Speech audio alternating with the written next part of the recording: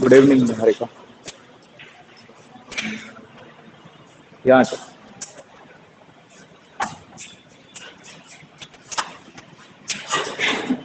ये रिकॉर्डिंग में जाएगा। सब गजब के बच्चे। क्या खाते हो तुम लोग? चलो, consider a system of particles with masses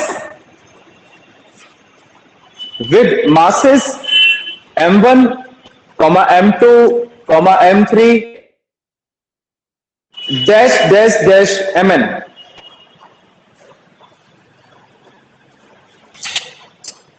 moving with velocities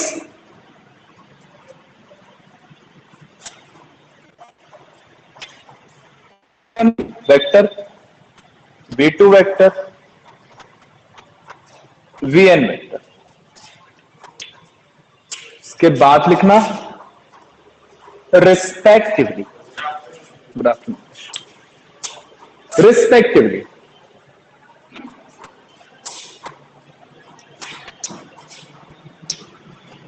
So the linear momentum, line change,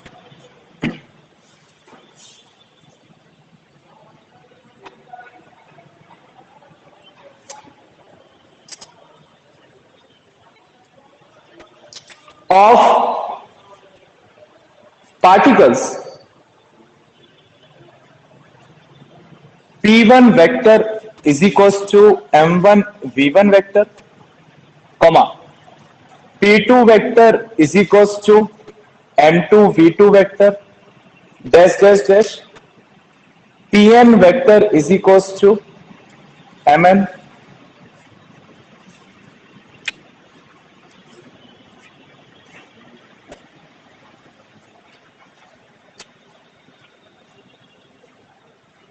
therefore the total linear momentum of the system, therefore the total linear momentum of the system is given by capital P is equals to P1 plus P2 plus dash dash dash Pn।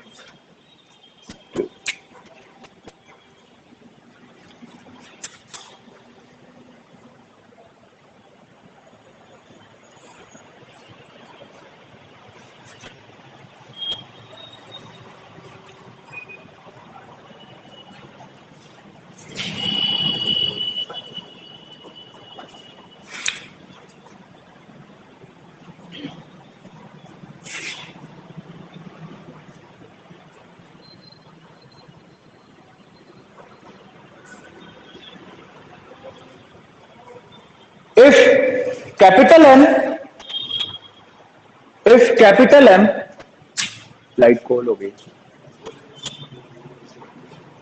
is the total mass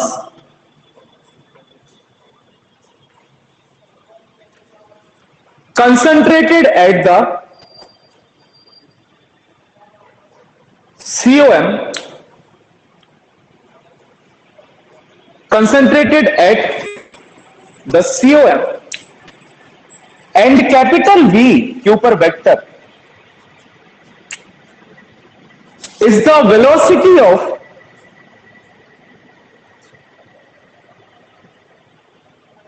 center of mass, therefore line change 3 dot capital VP is equals to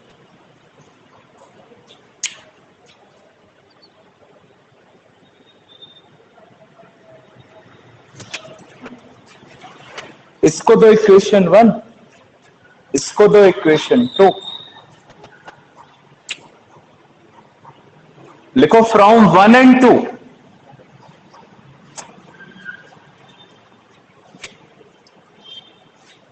from 1 and 2 P is equals to MV is equals to M1 V1, M2 V2,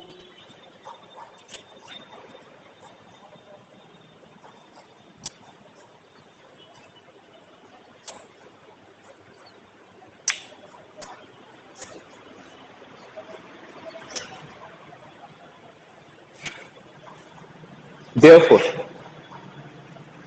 coat end quote लिखना, total linear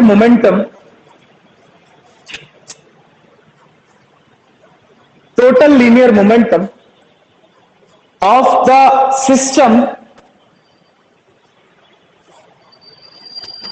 is equal to the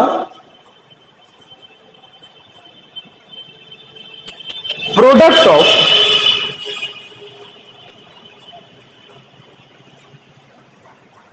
total mass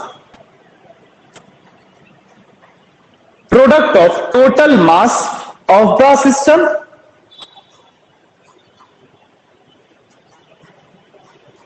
and the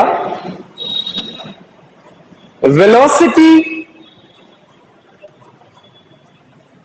of its center of mass.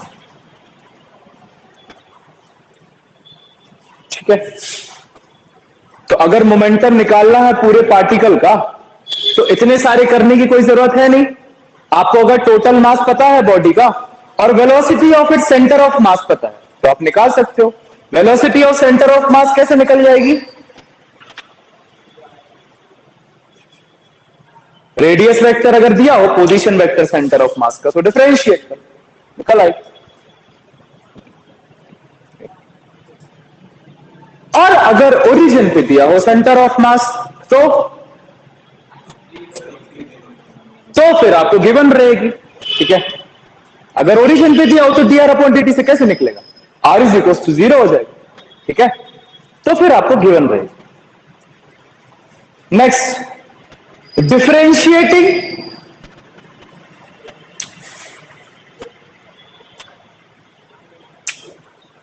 Equation 2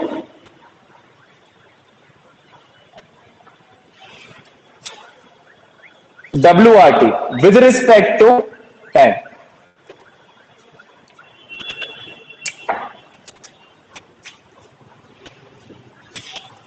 यह equation तो differentiate करोगे तो बन जाएगा dt upon dt is equal to m dv upon dt is equal to m a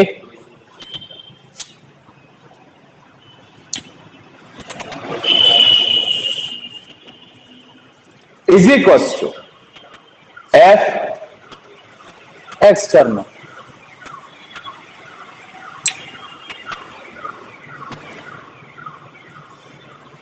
motion of centre of mass से लिख सकते हो ना, एम ए एफ एक्सटर्नल की equal.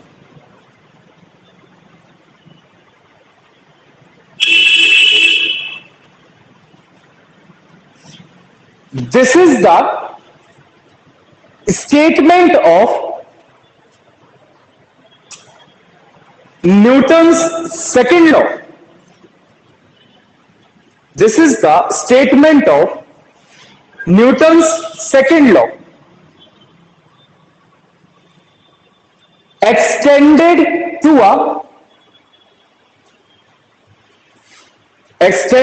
to a system of particles. System of particles.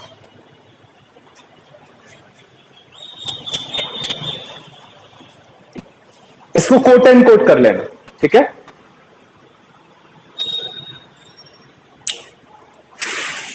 Line change for an isolated system, isolated, हाँ line change, हाँ इसी को नहीं जो अभी लाइन लिखी ना उस लाइन को कोट एंड कोट कर लो, है ना। ओके भैया, सर न्यूटन सेकंड लॉ के बाद, न्यूटन सेकंड लॉ के बाद extended to a system of particles, extended to a system of particles. Line change for an isolated system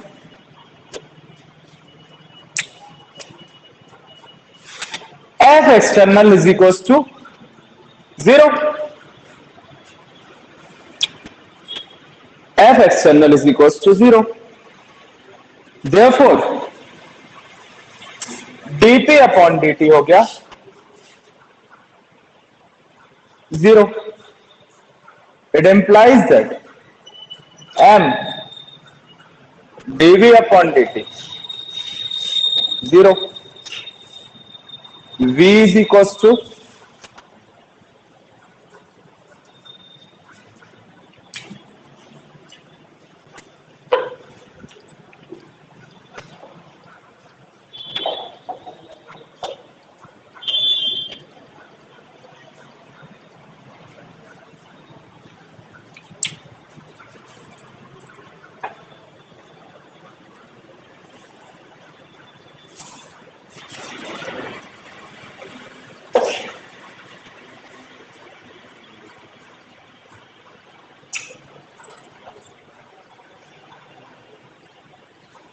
b is equals to constant को bracket कर लेना, v के ऊपर vector बना लेना.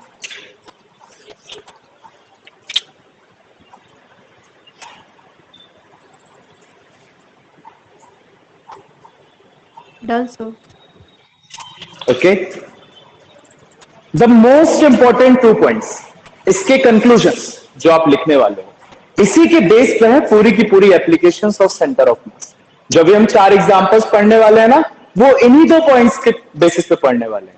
और ये 2 पॉइंट्स वही हैं कि अगर लीनियर मोमेंटम कंजर्व्ड है, सिस्टम आइसोलेटेड है, इसका मतलब सेंटर ऑफ मास अगर रेस्ट पे है तो वो किस पे रहेगा? रेस्ट पे. नेक्स्ट पे और सेंटर ऑफ मास एक पर्टिकुलर वेलोसिटी से मूव कर रहा है तो वो उसी वेलोसिटी से मूव करता रहेगा. Correct. ठीक. ये 2 conclusions, these conclusions are very important. इसके बेसिस पे अपन 4 एग्जांपल्स करेंगे. ठीक है, सो लिख लो conclusions. Conclusions, number 1,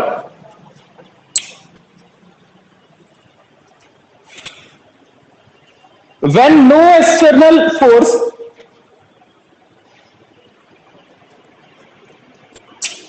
no external force acts on the system,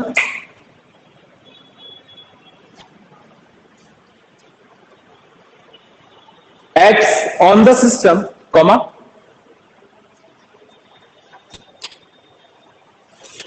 whose center of mass, COM लिख लेना, is initially at rest,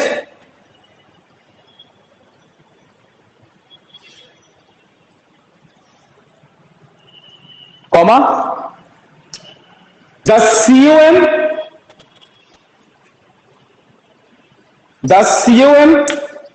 would continue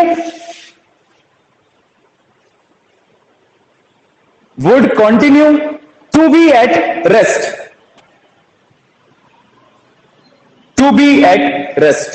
Second, if center of mass COM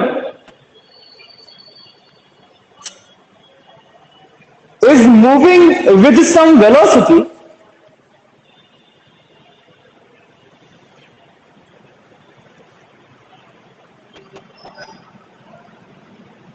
in a straight line, sir आप constant word का use नहीं करेंगे.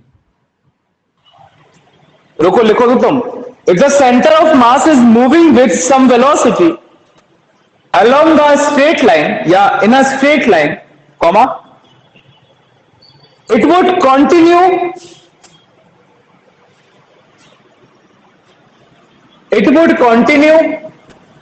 to do so. It would continue to do so in the absence of external forces.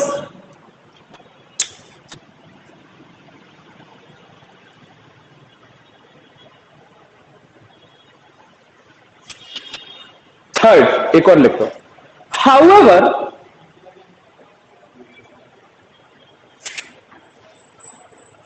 The system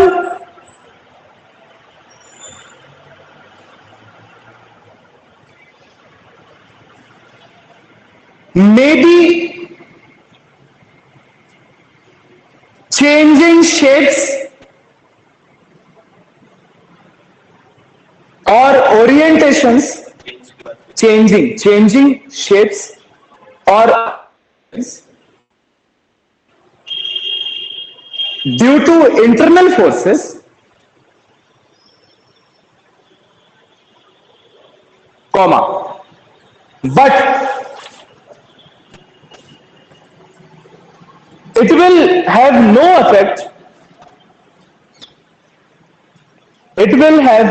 effect on the trajectory मतलब motion on the trajectory of COM.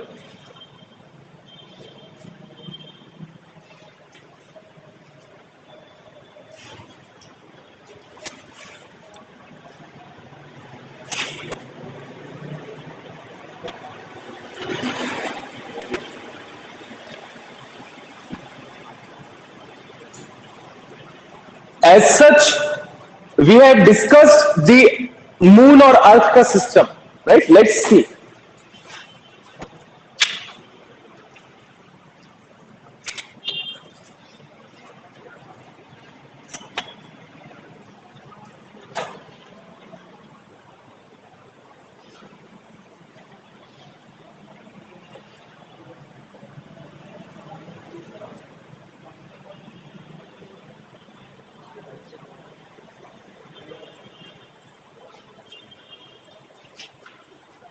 ठीक है,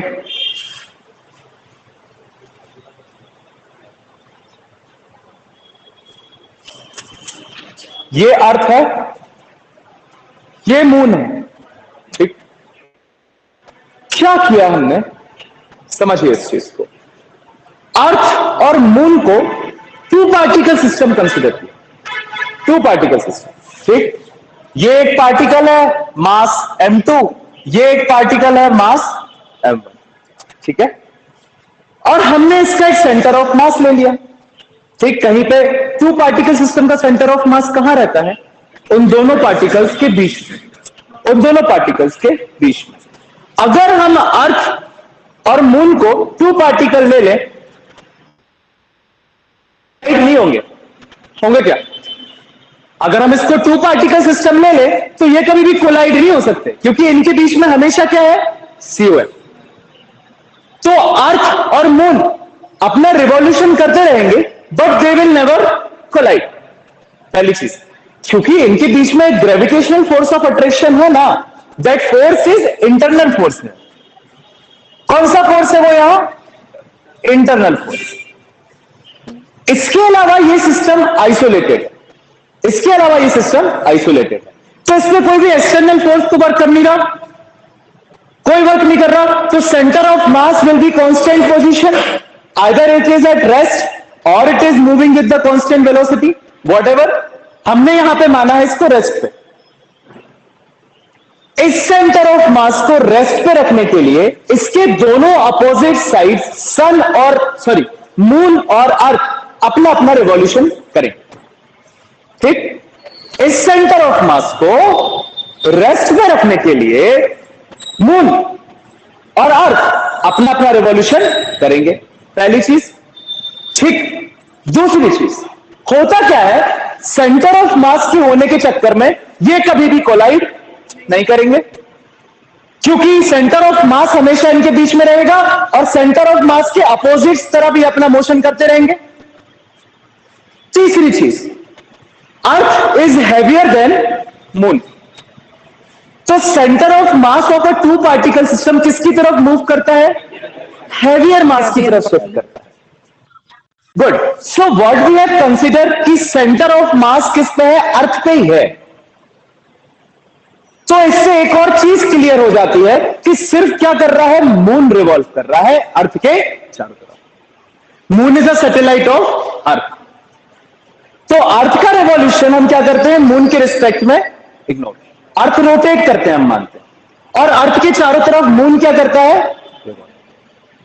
so so this is the one system, ये एक system हो गया। इसका क्या फायदा मिला सेंटर ऑफ मास का अर्थ की तरफ शिफ्ट होने का, कि इसके मून का रिवॉल्यूशन क्या हो गया, क्लियर हो गया अर्थ के चारों तरफ। ठीक, एक और इंपॉर्टेंट बात, ये तो हो गया मून अर्थ सिस्टम। इससे हमने 3 कंक्लूजन्स निकाले। पहला कंक्लूजन क्या निकाला, अर्थ और मून कभी कोलाइड नहीं होंगे, क्योंकि ये अपोजिट फेसेस पे क्या कर रहे हैं, सेंटर ऑफ मास के रिवॉल्व। दूसरा कंक्लूजन क्या निकाला, वो तो तीसरा निकाला, दूसरा क्या निकाला, क्या कह रहे, सेंटर ऑफ मास अर्थ की तरफ। ये भी तीसरा ही है ना। दूसरा क्या बोला, moon revolve around moon move करेंगे, दोनों बॉडी मूव करेंगे सेंटर ऑफ मास का बैलेंस बनाने। Excellent. Centre of mass actually में क्या है, एक्सटर्नल फोर्सेस 0 है, तो सेंटर ऑफ मास रेस्ट पे है। तो इसको रेस्ट पे करने के लिए या इसके मोशन को कांस्टेंट रखने के लिए दोनों बॉडी क्या करेंगी, अपना अपना रिवॉल्यूशन करेंगे, ये। और थर्ड क्या है कि सेंटर ऑफ मास किसकी तरफ है, अर्थ की तरफ। तो हम मान लेते हैं ये अप्रोक्सीमेशन है कि अर्थ पे ही है। सो रोटेट रिवॉल्व क्या कर रहा है आपका, moon. Moon is the satellite of earth. ठीक, ये एक सिस्टम हो गया। सेकंड वाला मैं क्या कह रहा हूं कि इंटरनल फोर्सेस सिर्फ वर्क कर रहा है, gravitational force. Net external force कितना है बॉडी पे, 0। तो सेंटर ऑफ मास या तो रेस्ट में है या कांस्टेंट वेलोसिटी से मूव कर रहा है। हमने माना है कि सेंटर ऑफ मास किस पे है, रेस्ट पे। तो मैं ये कहना चाह रहा हूं कि इन दोनों का रिवॉल्यूशन इस तरीके से होगा कि सेंटर ऑफ मास रेस्ट पे बना रहे, समझे, ये क्या है। ठीक, सो this is the 3 conclusions. Now हम इस सन को लेके आते हैं इस पिक्चर। अब ये पूरा का पूरा क्या है, एक सिस्टम। इसका सेंटर ऑफ मास है, अगर सेंटर ऑफ मास पे कोई एक्सटर्नल फोर्स लगाएगा तो वो सेंटर ऑफ मास क्या कर जाएगा, तो अब ये पूरा का पूरा सिस्टम सन के एक्सटर्नल फोर्स में क्या करेगा, इलिप्टिकल ऑर्बिट पे रिवॉल्व करेगा, समझे।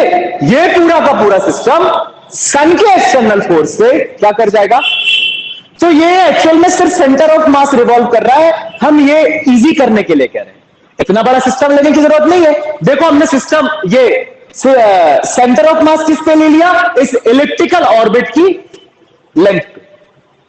तो हम क्या कह रहे हैं कि ये सेंटर ऑफ मास अब क्या कर रहा है, इस सन के एक्सटर्नल फोर्स में रिवॉल्व कर रहा है, खत्म। So this is a one particle, this is another particle. You can consider it as this also. ये सबसे बढ़िया तरीका क्या है, कह दो कि सन एक्सटर्नल फोर्स लगा रहा है, तो ये पूरा सेंटर ऑफ मास क्या करेगा अगर एक्सटर्नल फोर्स लगेगा तो move. So revolution of this system around the sun. ठीक, आप तो इतने ही सॉल्व कर सकते हैं ना, क्या कह रहे बेटा, इससे भी ये 2 पार्टिकल सिस्टम से भी कर सकते हैं ना। हाँ, ये सन और इसका कह रहे हो, हाँ भैया बिल्कुल कर सकते हो बिल्कुल कर सकते हो 2 पार्टिकल सिस्टम से, क्योंकि अगर और प्लैनेट्स आ जाएंगे तो फिर आपको इसको 2 पार्टिकल सिस्टम से ही समझना पड़ेगा। लेकिन हमें है नहीं इतना डीप, कल भी वी वर डिस्कसिंग, आपको है नहीं वो 2 पार्टिकल सिस्टम से करना। आपको सिर्फ आप अपनी एनसीईआरटी में देखना, एक ही लाइन लिखी हुई है कि सन का एक्सटर्नल फोर्स इस सेंटर ऑफ मास को रिवॉल्व कराएगा अपने चारों तरफ। ठीक भैया, कोई दिक्कत, हाँ पूछो। मून डायरेक्ट सन को रिवॉल्व क्यों नहीं करता है? क्या कह रहे हैं? मून डायरेक्ट सन को रिवॉल्व क्यों नहीं करता? वो अर्थ के अराउंड रिवॉल्व करता है और फिर उसके सिस्टम के साथ सन के अराउंड रिवॉल्व करता है, तो वो अकेला क्यों नहीं जाता? अकेला क्यों नहीं रहता बेटा, गैलेक्सी चेंज हो गई ना।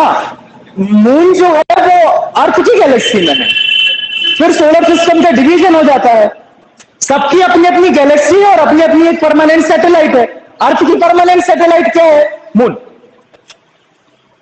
सो ये मून जो है ये अर्थ की गैलेक्सी है। हाँ भैया, अर्थ के कंपैरिजन में सन का ज्यादा मास है, तो वो मून तो सन के साइड ज्यादा इन्फ्लुएंस होना चाहिए। नहीं तो ठीक है, होता क्या है कि तभी तो हम कह रहे हैं ना, अगर आप सेंटर ऑफ मास के कॉन्सेप्ट से देखना चाहोगे तो आप इस पूरे को क्या करना पड़ेगा बेटा, एक सिस्टम कंसीडर करना पड़ेगा। अगर आप यहीं पे डिवीजन कर दोगे तो फिर यूनिवर्स की जो कथा है वो समाप्त हो जाएगी। समझिए क्या है कि ये यूनिवर्स की एक गैलेक्सी है, इस गैलेक्सी का परमानेंट सैटेलाइट है मून, समझे? तो मून का अपना अलग ऑर्बिट है और इस सिस्टम का इसमें रिवॉल्व होने का अलग ऑर्बिट है, तो ये सिस्टम टूट नहीं सकता। Getting my point? इसका अट्रैक्शन इससे है और इस पूरे सिस्टम का अट्रैक्शन सन से है। ठीक है भैया। ओके बेटा, और कोई कुछ लिखे? देखो भैया हाँ भैया बेटा, ये सेंटर ऑफ मास सर्कुलर या ऑर्बिट में करेगा move? Orbit can be anything, either circular और देखो यहां तो इलेक्ट्रिकल में कर रहा, यहां पे सर्कुलर में कर रहा। पाथ से कोई फर्क पड़ना है, पाथ से कोई फर्क नहीं पड़ना बेटा, पाथ की तो अपन ने बात ही नहीं की, दोनों में कर सकता है, कोई दिक्कत नहीं। हाँ भैया। जिस शेप का उसका ऑर्बिट होगा उस शेप में वो रिवॉल्व कर जाए। लिखो सम एग्जांपल्स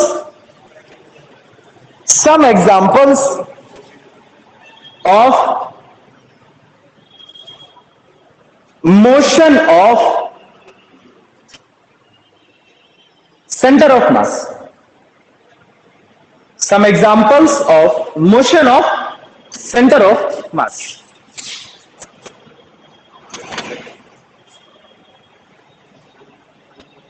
First,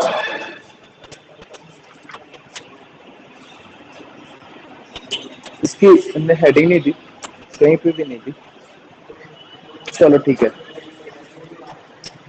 वो ए फिगर बना लिया था, नहीं, बना लोगे, याद है?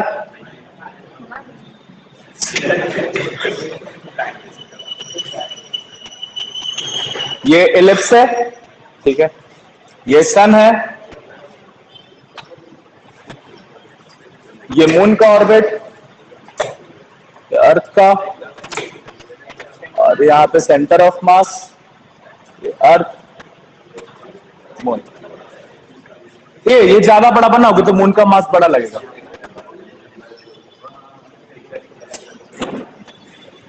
बना लो, इसको लिख देना क्या, COM।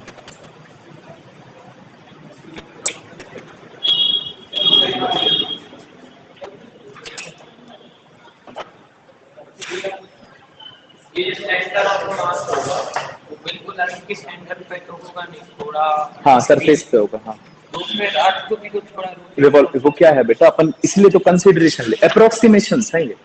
सेंटर ऑफ मास कुछ फिजिकल कॉन्सेप्ट तो है नहीं, अपना अप्रोक्सीमेशन है, अपन ये वर्ड भी यूज करेंगे। दिस इज आवर अप्रोक्सीमेशन कि हमने इसको अर्थ के सरफेस पे माना है, and we are neglecting that revolutions as comparison to the revolution of centre of mass earth के अंदर क्यों?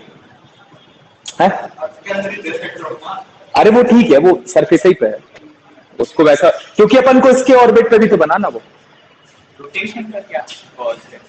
अर्थ अपने एक्सिस पे रोटेट करता वो अभी अपन जब अपन रोटेशनल मोशन पढ़ेंगे तो वो बता देंगे। लिखो, बना लिया? ये अर्थ पे क्या है सर, क्रॉस के बाद? अर्थ पे क्या है? यही अर्थ है, वो ये ऑर्बिट तो है। ऑर्बिट है, ये है, ये ऑर्बिट है, ये अर्थ है, ठीक है। The earth and moon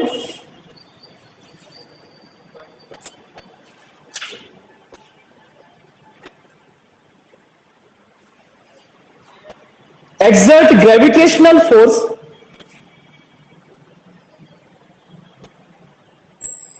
on each other,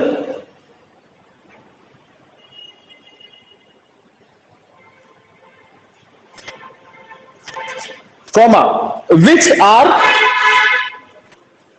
internal forces.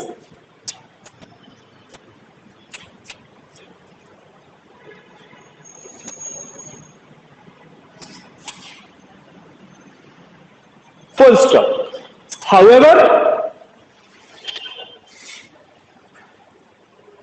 to resist collision, to to resist collision, comma, both Earth and Moon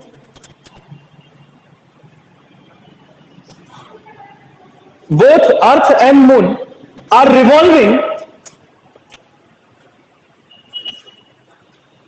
revolving about their common COM, comma, such that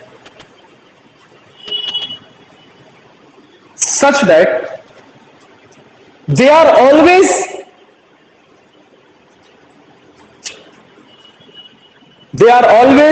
on the opposite sides.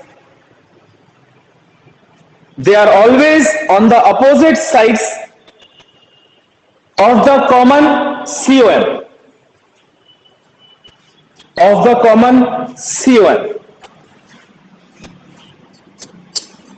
Para change.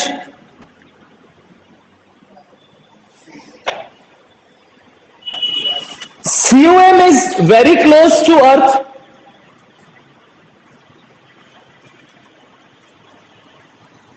COM is very close to Earth as mass of Earth is much larger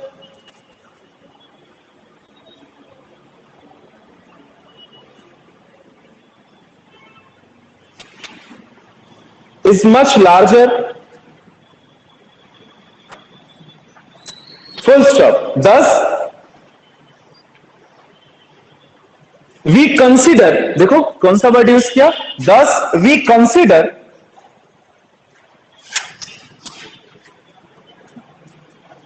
the common center of mass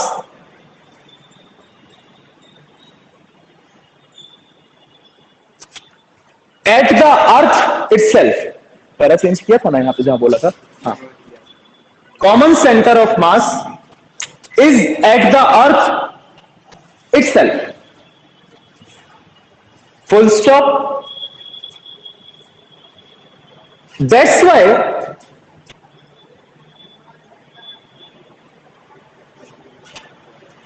we often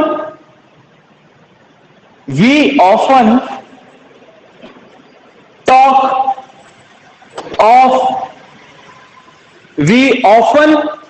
of only the moon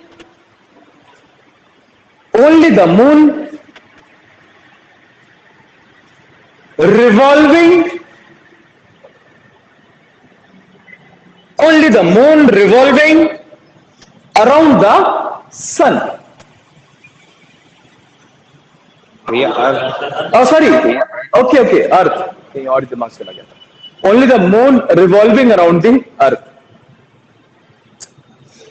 Full stop. Para change. एक hit याद आ गई, अभी सुनाता हूं. Para change. In fact, comma, the Earth-Moon system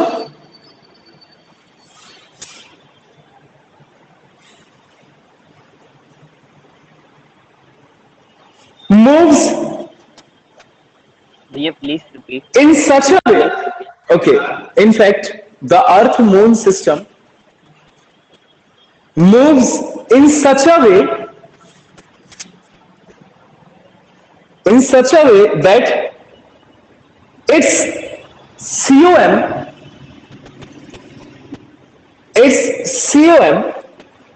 follows the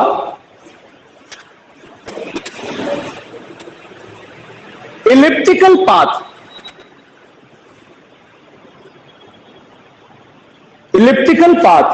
around the sun.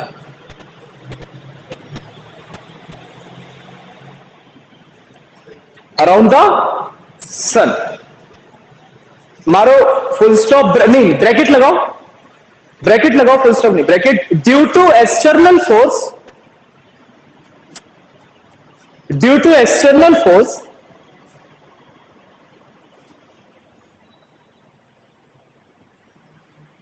Of the sun, ठीक है। बाकी की तीन तो बहुत सिंपल है, यही बस थोड़ा सा रहती है, बाकी की तीन तो इसके अंदर है, इसलिए मैं टफ वाली पहले पढ़ाता हूं क्योंकि बाकी तीन हलवा पूरी लगे।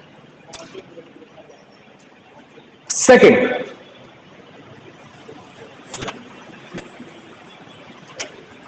कौन सी वाली बताई जाए? भैया और अल्फा, एक मिनट बेटा, एक मिनट, लेट मी चेक कौन सी चार करानी है, बिकॉज इनमें रिफ्रेशर्स में बहुत सारी दी रहती है। हाँ खुश हो, रेडियम वाली करा दे रहे।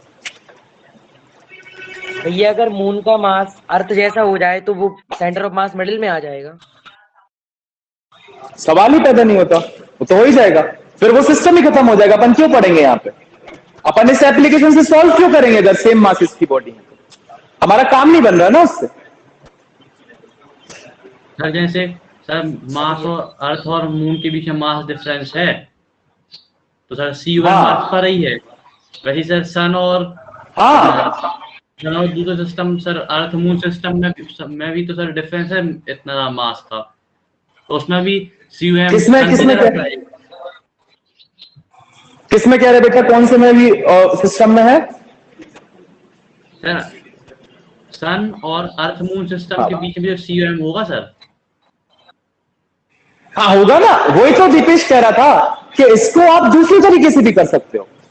आप एक कॉमन सेंटर ऑफ मास उस सिस्टम का ले लो और सन का ले लो, सो फिर सन का मास ज्यादा है, सो सन के पास में क्या आ जाएगा? सेंटर ऑफ मास, और वो पूरा सिस्टम किसके अराउंड रिवॉल्व करेगा?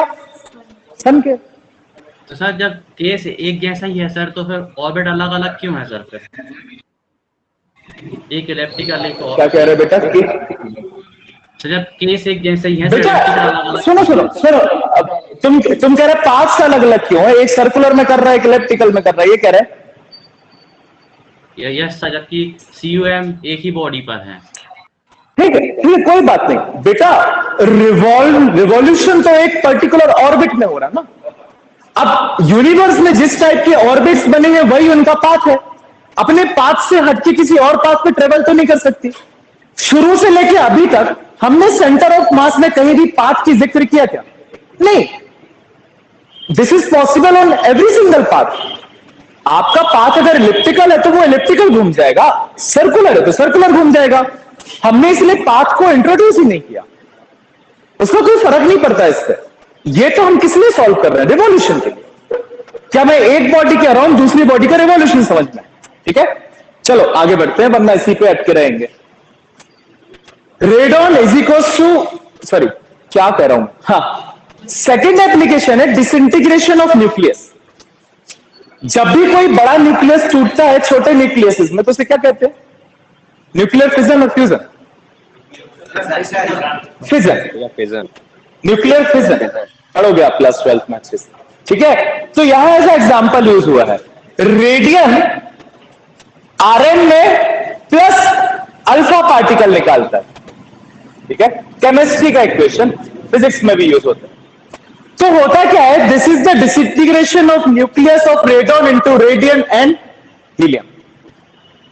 ठीक है, तो ये इनिशियली में रेडॉन का न्यूक्लियस अगर रेस्ट पे है, ठीक, अगर रेस्ट पे है तो इसका सेंटर ऑफ मास किस पे होगा? रेस्ट पे। इसका सेंटर ऑफ मास किस पे होगा? रेस्ट पे। तो ये जब दो में क्या हुआ, डिसइंटीग्रेट हुआ, तो यहां पे कोई एक्सटर्नल फोर्स नहीं लगा। ये डिसइंटीग्रेशन किसके कारण हुआ? इंटरनल फोर्सेस के कारण। किसके कारण हुआ? इंटरनल फोर्सेस का। नेट एक्सटर्नल फोर्स क्या है? जीरो। अगर नेट एक्सटर्नल फोर्स जीरो है तो इसका मतलब इन दो पार्टिकल्स का भी सेंटर ऑफ मास किस पे होना चाहिए? रेस्ट। होना चाहिए कि नहीं? अब ये टू पार्टिकल सिस्टम हो गया, अब ये टू पार्टिकल सिस्टम हो गया।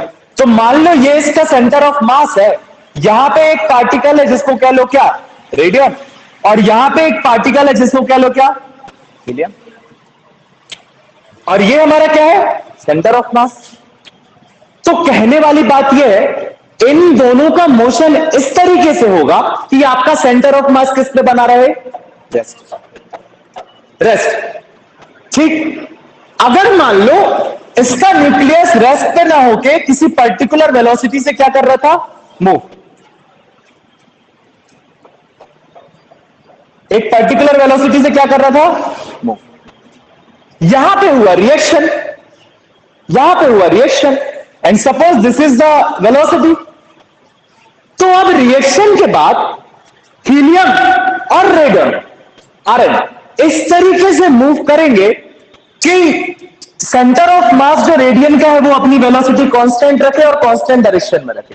So suppose this is the again centre of मास, तो तुम्हारा ऊपर की तरफ जाएगा क्या? हीलियम। नीचे की तरफ जाएगा क्या? रेडॉन। या ऊपर की तरफ जाएगा क्या? रेडॉन। और नीचे की तरफ जाएगा क्या? हीलियम। अगर ऐसे जाएंगे तो सेंटर ऑफ मास अपनी सीधे डायरेक्शन को फॉलो करता रहेगा, कोई दिक्कत नहीं। तो कहने वाली बात यह है कि जब भी कोई रिएक्शन होता है, और मान लो ये तो न्यूक्लियर डिसइंटीग्रेशन है, और इसका जो इसको क्या कहते हैं? रिएक्टेंट, और इसको प्रोडक्ट कहते हैं। 11th ही का है, हम मान रहे, 10th का नहीं कह रहे, लेकिन पढ़ी है केमिस्ट्री पहला चैप्टर। ये सब तो आया होगा, रिएक्टेंट क्या है, प्रोडक्ट क्या। सर ये 10th में ही था। चलो ठीक, हमारे हिसाब से सुनो। रेडॉन का एक न्यूक्लियस था जो कि रेस्ट पे था, तो इसका सेंटर ऑफ मास है रेस्ट पे। जब ये रिएक्शन होगा तो ये reaction due to internal forces होगा, तो external forces on the body 0। इसका मतलब रिएक्शन के बाद भी अगर ये 2 पार्टिकल सिस्टम बन गया तो इनका सेंटर ऑफ मास किस पे रहना चाहिए? रेस्ट पे। तो इन दोनों का मोशन इस तरीके से होगा कि इसका सेंटर ऑफ मास किस पे बना रहे? रेस्ट पे। ठीक। दूसरी चीज, अगर मान लो एक पर्टिकुलर वेलोसिटी से मूव कर रहा है इसका न्यूक्लियस, ठीक, उसके बाद उसी सेम वेलोसिटी से मूव करना चाहिए जो आपके ये हुए हैं इनका सेंटर ऑफ मास। ठीक। सो ये तो दो में बट गए, लेकिन देखो ना तुम, रेडियन का सेंटर ऑफ मास सीधा सीधा मूव कर रहा है, जिस डायरेक्शन में वेलोसिटी थी रिएक्शन के बाद भी उसी डायरेक्शन में। तो रेडॉन चला गया ऊपर की तरफ और हीलियम चला गया नीचे की। ये आरएन नहीं है, ये आरएन है, आरएन। ठीक। तो दूसरा केस ये हो गया, खत्म, और कुछ नहीं। लिख लो ये दूसरा वाला। देखो, कांस्टेंट वेलोसिटी से मूव करने का मतलब है velocity has the magnitude and direction. इसका मतलब सीधी सी बात है कि सेंटर ऑफ मास अपना डायरेक्शन चेंज नहीं करेगा, वो तो जिस डायरेक्शन में जा रहा है उसी डायरेक्शन में जाएगा, क्योंकि नेट एक्सटर्नल फोर्स क्या है? 0। सो ये आरएन और हीलियम इस तरीके से मूव करें कि सेंटर ऑफ मास अपना मोशन क्या रखे? Straight line. सो आरएन निकल गया ऊपर को, हीलियम निकल गया नीचे को। अगर रिजल्टेंट वेलोसिटी निकालोगे तो इसी डायरेक्शन में निकलेगी। ठीक। लिखो। हाँ बेटा। सेंटर ऑफ मास रेस्ट पर होने के लिए दोनों का मास इक्वल होना चाहिए, तभी वो बीच में रहेगा। किनका? इन दोनों का मास अगर इक्वल नहीं है तुम रेडियस वेक्टर से भी तो कर सकते हो, m1 r1 plus m2 r2। तो अगर सेंटर ऑफ मास बीच में होना चाहिए ना, तो ये बीच में बना तो है, दोनों का मास इक्वल होगा तभी तो बीच में होगा। अरे हम कह रहे बीच में नहीं है तो भी क्या दिक्कत? तुम्हें तो रेस्ट की कंडीशन सेटिस्फाई करनी कि बीच की कंडीशन सेटिस्फाई करनी? रेस्ट की करनी ना, ये कह रहा है रेस्ट की करनी के बीच की, रेस्ट की करनी, सो नहीं रहने दो बीच में, क्या दिक्कत? कोई इशू थोड़ी है। और वैसे भी बीच में नहीं होगा क्योंकि हीलियम और आरएन का मास सेम थोड़ी रहता, समझ रहे? सो रेस्ट में है, बीच में नहीं। ठीक है। सेकंड, हाँ लिखो, disintegration of, second, disintegration of radium nucleus RaDiUm, radium nucleus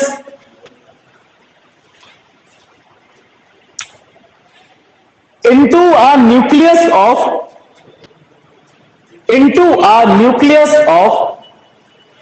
radon, RaDON, and alpha particle. And alpha particle. इसकी पूरी फिजिक्स पढ़नी है आपको, न्यूक्लियर फिजन और nuclear fusion. Last next radon and alpha particle. तो आर ए है radium, are N है radon और एच ही है अल्फा पार्टिकल। रिएक्शन लिख लो ये वाला।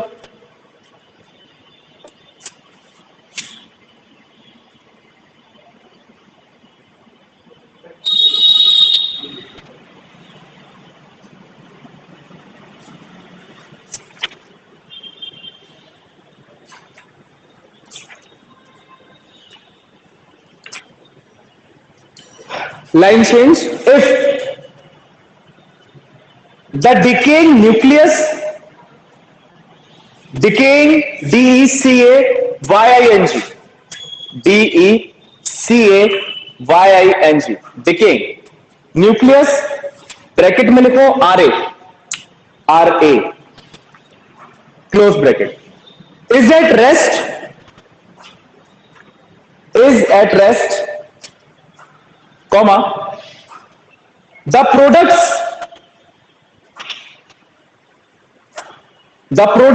of decay,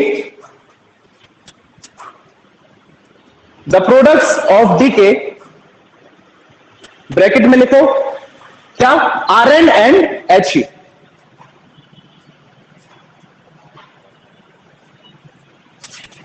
moves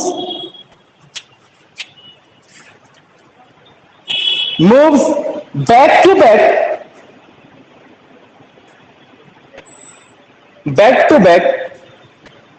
so as their COM remains at rest। ये COM है, ये ऊपर मान लो एक पार्टिकल है, नीचे मान लो एक पार्टिकल, ऊपर मान लो है हीलियम और नीचे मान लो है क्या है, Rn। This would be your centre of, ये बना लो। हाँ नहीं, दोनों नहीं, ये वाला बनाओ। हाँ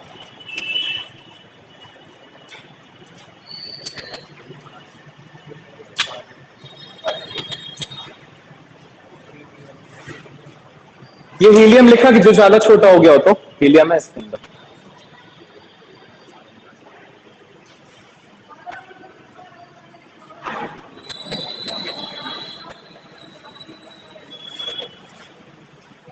भैया ये एरो एंगुलर वेलोसिटी है क्या?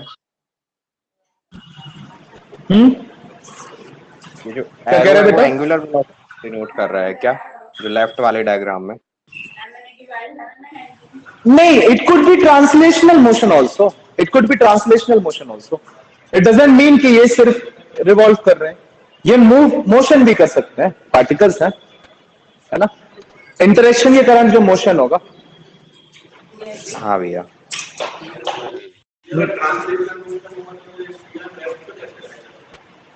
रहेगा ना, वही हम कह रहे हैं कि ये इस तरीके से मूव करेंगे।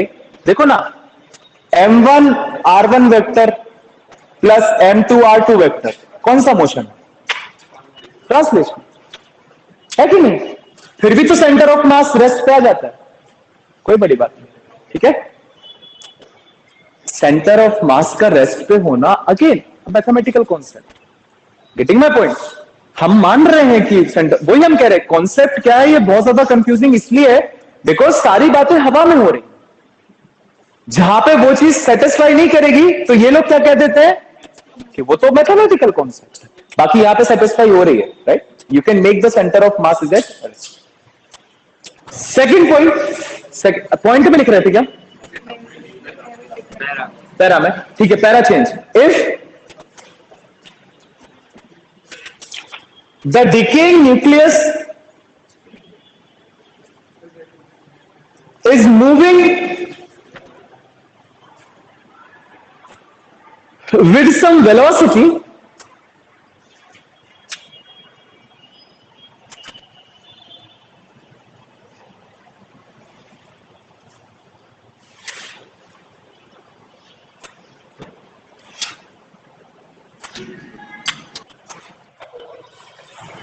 is moving with some velocity,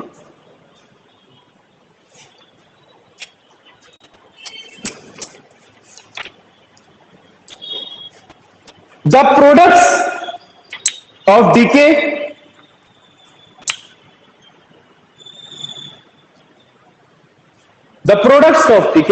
move in different directions,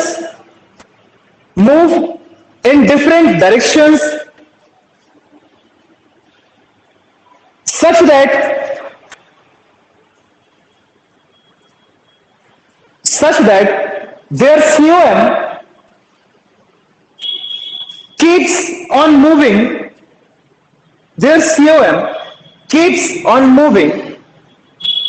with the same velocity,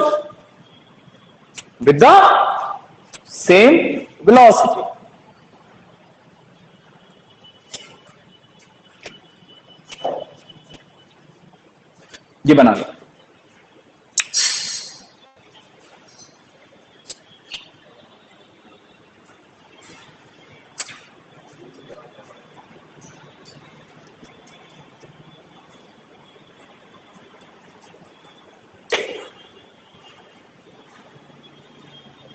भैया बन गया?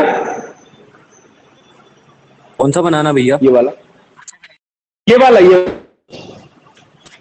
ये देखो, इसको हटा दो, अब जो ब्लैक बोर्ड पे दिख रहा है वो वाला।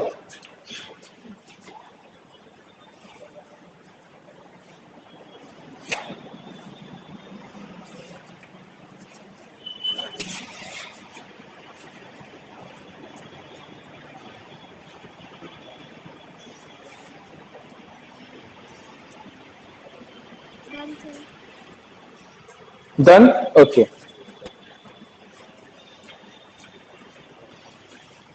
एक और चीज देखो, लिखो बाइनरी स्टार्स।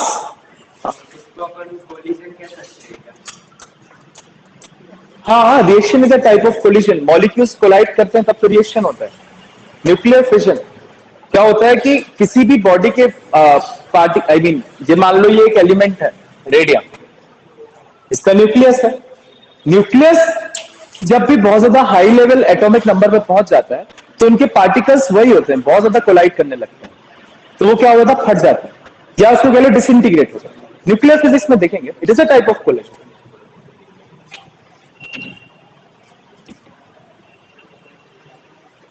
बाइनरी स्टार्स,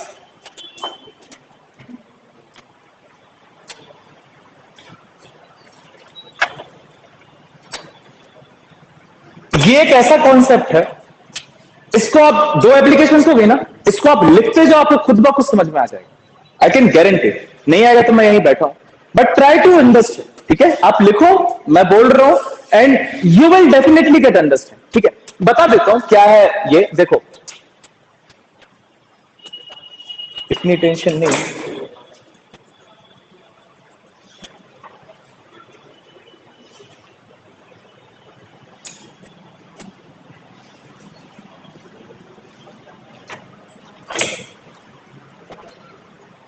अभी बनाना मत। ठीक है, अभी बनाना मत।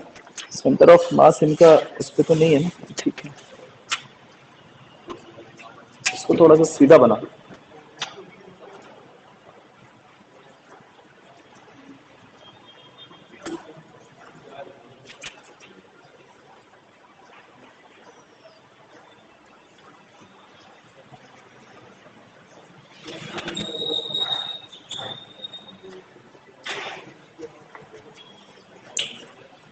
कोई भी दो, वो उसका नाम सुना है, साइरस?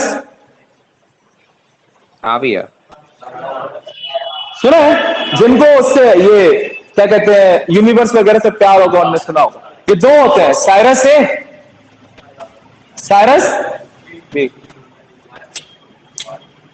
यही साइरस ए और साइरस बी क्या है? हंस क्यों?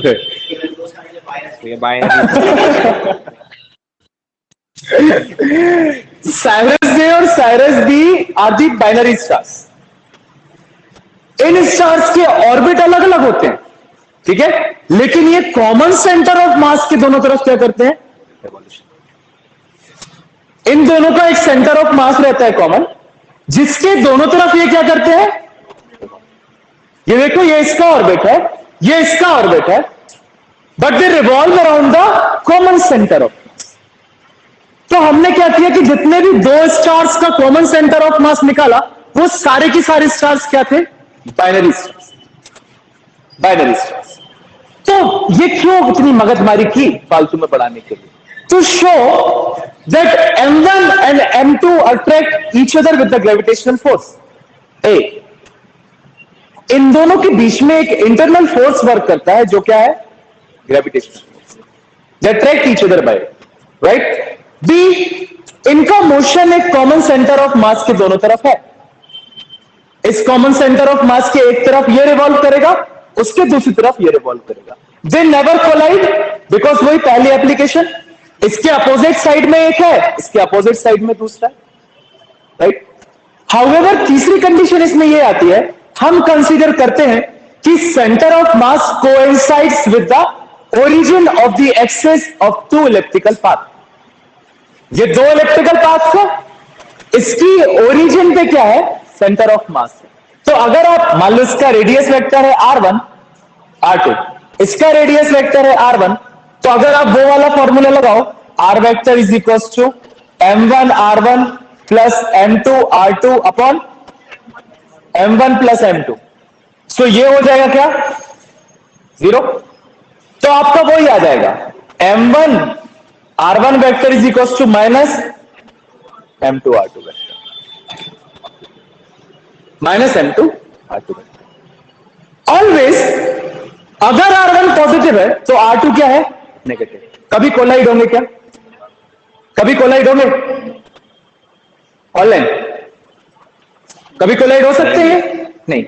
दे are always on the opposite sides of the axis, they are always on the opposite sides of the axis. These are called binary stars. ये बाइनरी स्टार, ठीक है, this is binary star. और कुछ तो इसमें बताने लायक है नहीं। दो stars common centre of mass के दोनों तरफ मूव करेंगे, these are called binary stars. आपको पेपर में तो बस इतना ही आएगा, व्हाट आर बाइनरी स्टार्स, अगर आया, आज तक नहीं पूछा गया। ये सब दिया है, पढ़ाया जाता है, पूछा नहीं जाता, पता नहीं क्यों। तो लिख लो, कोई को किसी डाउट हो तो पूछ लो पहले, कोई दिक्कत नहीं है ना, फिर लिखवा दे। देखो, as a two stars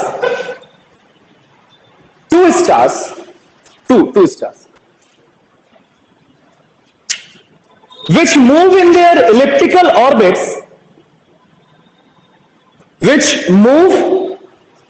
their elliptical orbits, around the common center of mass। सोचो, around the common centre of mass.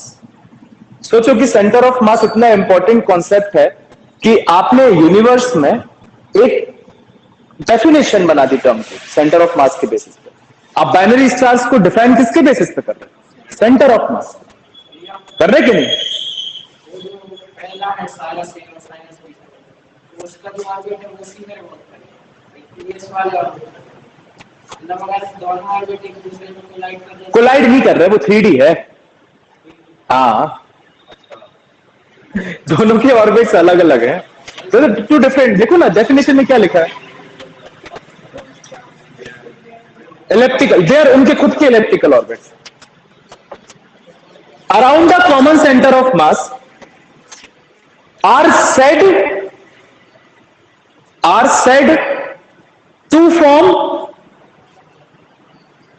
said to form binary stars। ये वाला डायग्राम बना लो गंदा सा।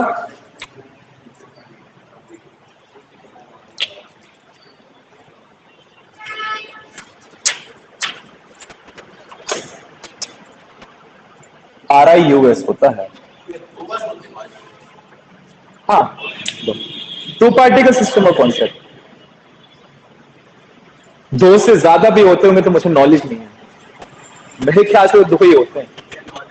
भैया इसके आगे भी कुछ लिखना है यहाँ पे, हाँ, ये फिगर बनाना बेटा, अभी लिखना तो है, ये फिगर बनाना है राइट साइड में।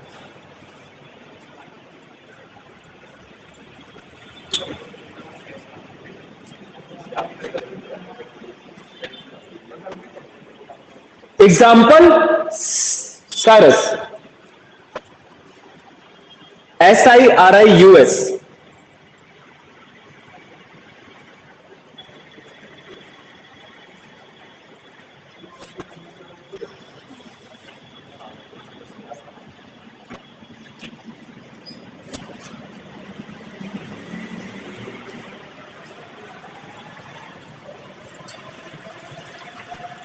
if M1 is the mass of Cyrus A and M2 नहीं with radius vector R1, भैया एक बार M1 is the mass, हाँ कर दे, if M1 is the mass of Cyrus A with position vector R1 and M2 is the mass of Cyrus B with position vector M2, sorry R2.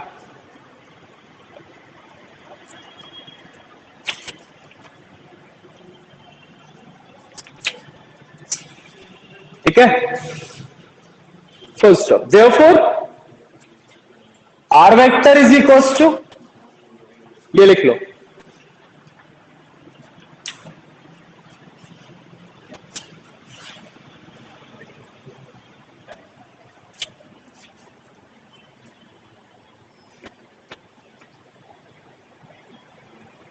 since या if center of mass coincides with the origin,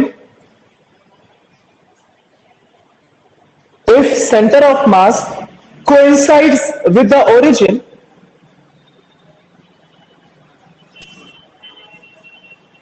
then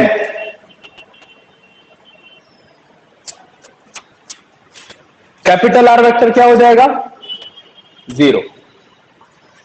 तो M1 R1 plus M2 R2 is equal to 0।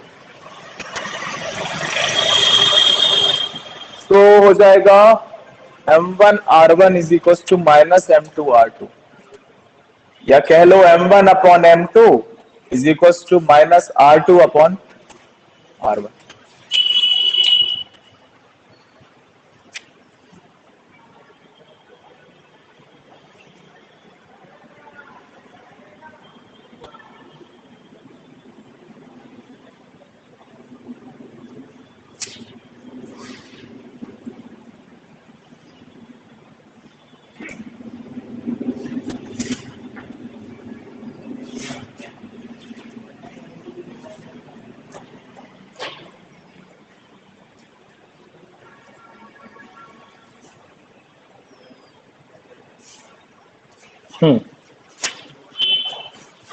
लिखो, it means, या फिर the two stars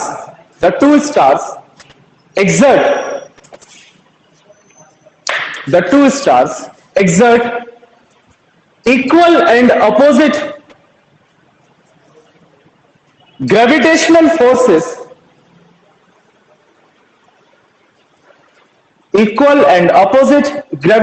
forces on each other,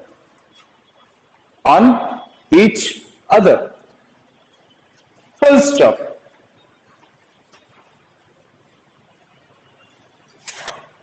Net external force is 0।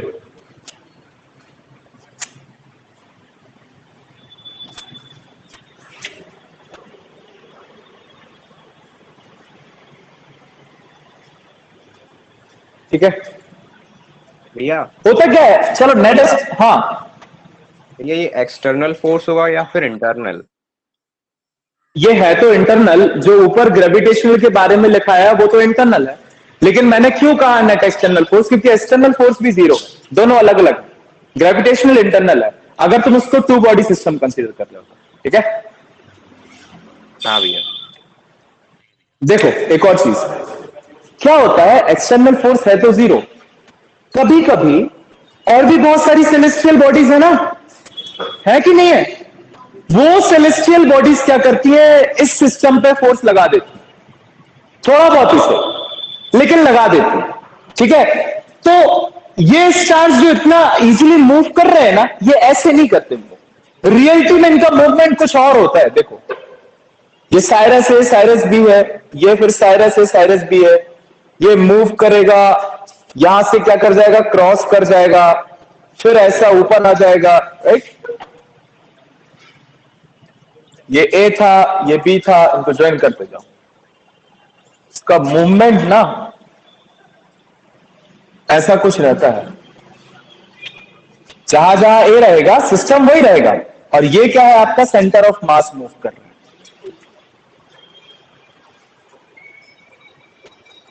ये A B, मान लो ये B, this is ए, यहां पे फिर this is B, this is A, cross हो गए, यहां पे आ गया this is A, this is B, this is A, this is B, right? तो क्या कर रही, जो अदर सेलेस्टियल बॉडीज है ना, उसके कारण एक्सटर्नल फोर्स लग रहा। अब एक्सटर्नल फोर्स लगेगा तो क्या हो जाएगा, कॉम्प्लिकेटेड सा मोशन हो जाएगा, ठीक है ना? ये दोनों अपने पाथेज को चेंज कर जाएंगे, लेकिन अगर हम इन दोनों का मास टोटल एक जगह कंसंट्रेट करें तो ये सेंटर ऑफ मास का मोशन हो जाएगा। This is called wobbling. क्या कहते हैं इसको? Wobbling.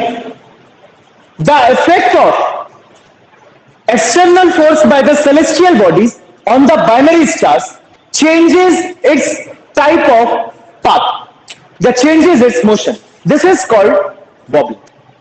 This is called wobbling. ठीक है?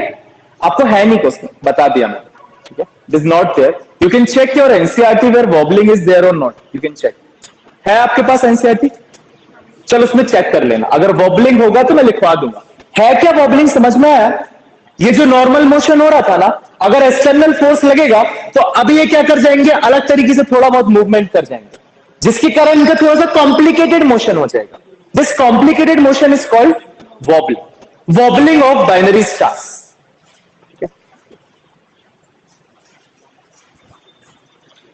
हो गए एप्लीकेशंस, इतनी थी, ठीक है? एक और है सस्ती सी, देख लो। कभी सॉरी, वो रॉकेट वॉकेट के ऊपर जाते देखा है? रॉकेट से ज्यादा बड़ी आतिशबाजी देखो, ये गई आतिशबाजी, यहां पे जाके फूट गई, ठीक है? फूट गई तो बहुत सारे पार्टिकल्स है, उनका प्रोजेक्टाइल सबका क्या हो गया, चेंज। देखते हो ना? लेकिन जो सेंटर ऑफ मास है वो अपना प्रोजेक्टाइल क्या रखेगा, कंटिन्यू। क्यों? द क्वेश्चन इज क्यों? यहां से पटाखा गया ऊपर, हुआ है, यहां जाके फूटा, फूटने के बाद सबका अपना अपना ट्रेजेक्टरी, सबका अपना projectile, but centre of mass will continue its before trajectory. Why? भैया कोई एक्सटर्नल फोर्स अप्लाई नहीं हुआ है। वेरी गुड, क्योंकि कोई एक्सटर्नल फोर्स अप्लाई नहीं हो रहा। जो under the effect of gravity move कर रहा था सेंटर ऑफ मास, तो under the effect of gravity move करता रहेगा। जो ये फूटा है ये तो इंटरनल फोर्सेस के कारण फूटा ना, नेट एक्सटर्नल फोर्स अभी भी क्या है, zero. So centre of mass will continue its trajectory, बाकी पार्टिकल्स अपनी अपनी ट्रैजेक्टरी चेंज कर देंगे, लेकिन सेंटर ऑफ मास गिरेगा वहीं पे। तो कभी भी पटाखा फूटे तो जरा देखना, तो जो पार्टिकल गिरेगा तुम्हें मिल जाएगा, अरे सेंटर ऑफ मास मिल गया। आज तक मिला नहीं किसी को centre of mass, mathematical concept. अब ढूंढना, ट्रैजेक्टरी नापना तो जो रॉकेट अगर आके नीचे गिरता है बिल्कुल सेम ट्रैजेक्टरी से, उठा के कहना यही है सी है। ठीक, this is the fourth and the last application. Now the applications are over. From tomorrow we will rotate, we will rotate. कल से रोटेट होना चालू करेंगे। खुद से लिख लेना, ये तो सिंपल एप्लीकेशन है यार, ये भी लिखवाऊं क्या? लिख लियो, ना लिखवाओ तो बता देना, लिखवा देंगे, ठीक है?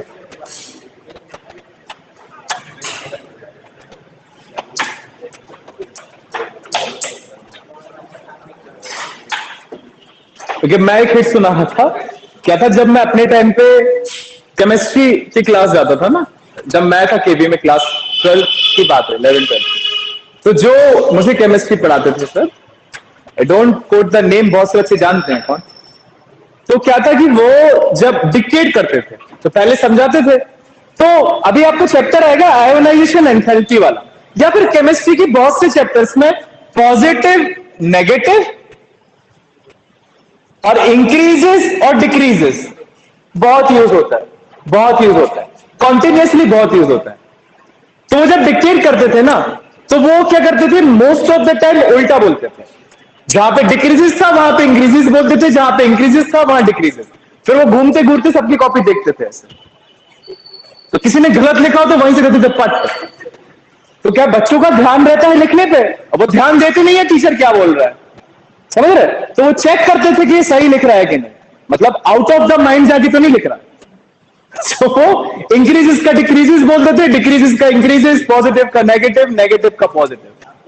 तो नहीं पढ़ा तो ठीक है, उसका लफड़ा क्या होता था, अब हम लोग लिखने के बाद घर जाके वही पढ़ लेते थे, बैठे 40-50 बच्चे, कॉपीज कितनों की चेक करोगे तुम, 4 की या 5 की, बाकी तो वो नेगेटिव का पॉजिटिव और पॉजिटिव का नेगेटिव लिखे बैठे, और वही पेपर में फिर गलतियां होती थी, तो मार्क्स नहीं आते थे।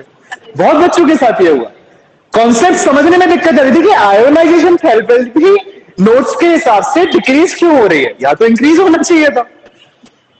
तो दिक्कत उनको जाती थी जो घर जाके थोड़ा सा देखते थे, जो नोट्स डिपेंडेंट थे उन्हें कोई दिक्कत नहीं जाती थी, वो याद किया यही लिख दिया पेपर में, तो वो बेचारे इंक्रीज के डिक्रीज लिखाते थे, वो हर चैप्टर में यही करते थे, हर चैप्टर। तो वो आज गलत बोला तो मुझे ध्यान आ गया, जो जान पूछ के गलत कर।